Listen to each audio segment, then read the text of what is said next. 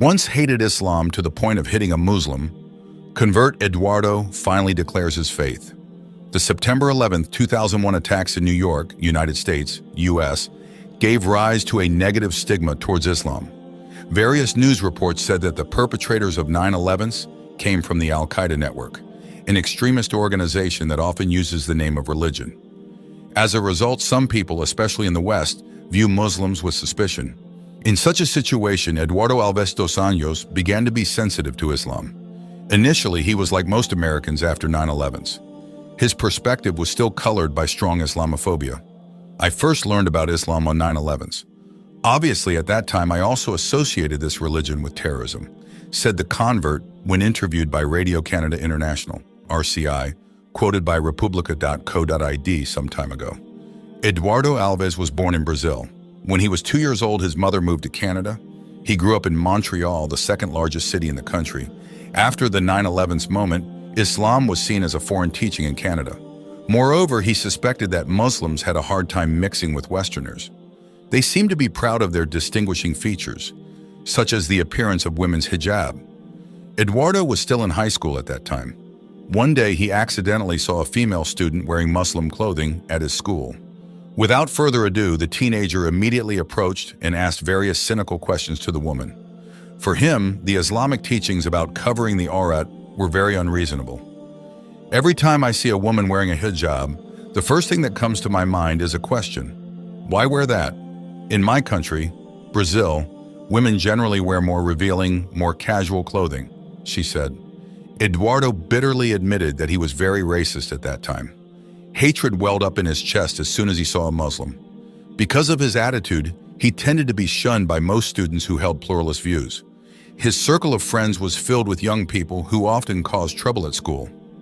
Before becoming a Muslim, my daily life was not far from the nightlife, drinking alcohol, dating, and so on. Although I didn't get involved in drugs, I used to fight. Once I punched a classmate just because he was a Muslim, he said. Eduardo's temperament as a teenager was actually the opposite of his parents. His father was a local figure who was respected by his community, both when he was still living in Brazil and after settling in Montreal. His mother took care of the household and was known to be very friendly to the neighbors.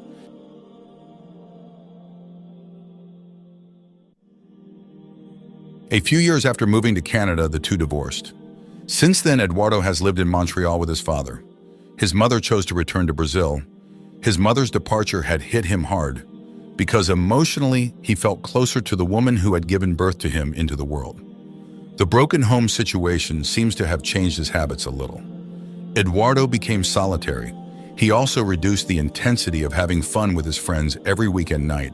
This young man returned to his old hobby since childhood, namely reading books. At that time, Eduardo began to enjoy reading philosophy. From the reflections of philosophers, he learned about the purpose of life. Some thinkers tended to the understanding that human existence in this world was not for anything. However, this teenager was not interested in the nihilistic invitation. He believed that life is not without direction. How could the universe, full of order, not be designed by God? The existence of God should also imply a purpose in life. He was stunned, realizing that seeking God was a human endeavor. Close friend. A year before graduating from high school, Eduardo met a new friend, Usama. The name was somewhat similar to the Al-Qaeda leader who was considered the mastermind behind 9/11s.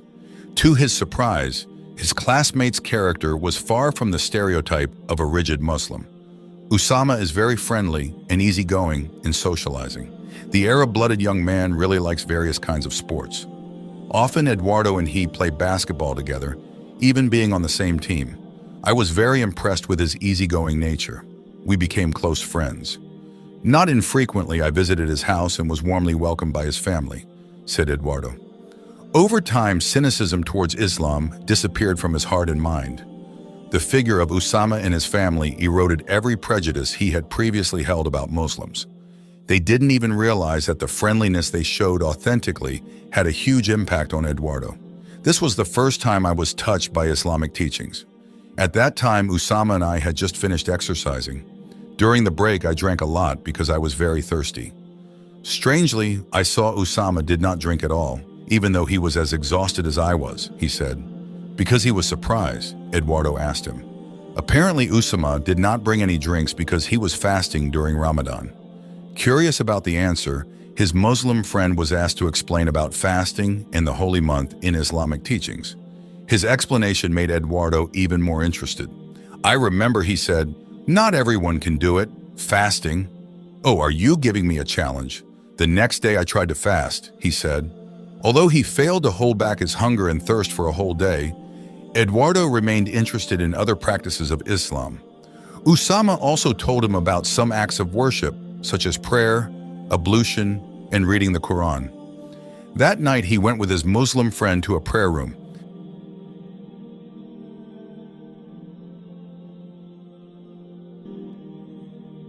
The place of worship is more like a medium-sized hall with a floor covered with prayer mats. At the end of the room, there is a small pulpit and several medium-sized bookshelves. At first, Eduardo felt afraid and doubtful. Would the people there throw him out because he was a non-Muslim? However, that suspicion did not come true. In fact, many of the congregation greeted him with friendly smiles after the Taraweeh prayer was over. When the prayer room began to become quieter, Usama then introduced his friend to the local imam. From him, Eduardo learned many lessons about the essence of the teachings of this religion, including the pillars of faith and the pillars of Islam. There was one explanation from the cleric that really touched his heart, namely about the purpose of life. The cleric said that the Quran has provided guidance for hundreds of years, that God created humans in the world so that they worship Him. In other words, life is for worship. The statement made Eduardo relieved, even though he was not yet a Muslim. When he said goodbye, he and his friend were given several books by the prayer leader. Both of them then expressed their gratitude. Several weeks passed since the incident. The holy month of Ramadan has ended. However, Eduardo still clearly remembers the explanation about Islam delivered by the prayer room preacher. His heart was still filled with doubt. Not doubts about the teachings of Islam, but his own steadfastness. Was he worthy of being a follower of this religion? Hadn't he previously been very diligent in criticizing Muslims, even accusing them of being supporters of terrorism?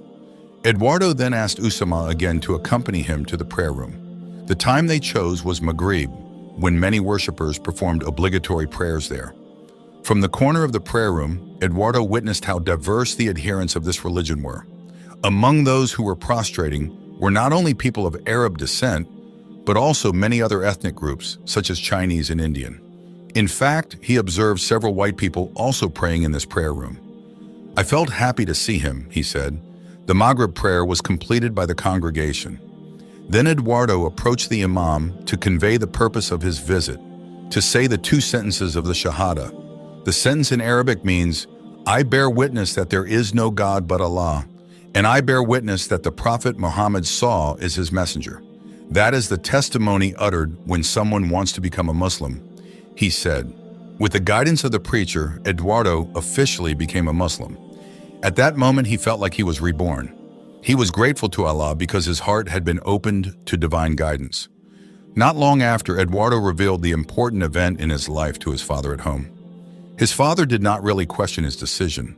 The Brazilian man had the principle that everyone has the right to follow their heart to achieve happiness.